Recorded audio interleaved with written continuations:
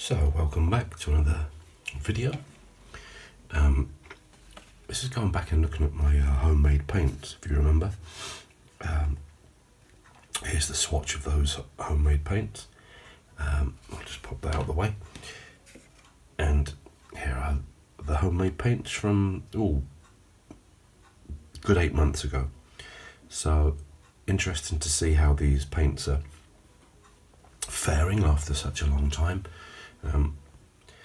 You can see some have gone quite hard and some are still quite tacky. You see that there? So the great thing about the paints is they're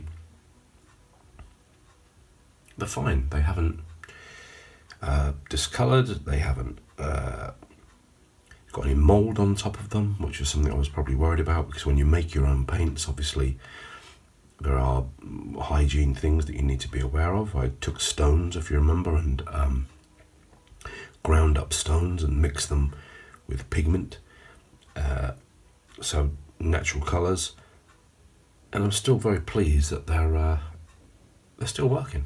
So I just thought I'd update you on that 8 months later, after making the paints, that these guys were still doing the job, if you like. There's some honey in there, some Arabic as well, so all the types of materials that would be used for traditional paint making, but I thought I'd have a go at making my own. There are links within this video.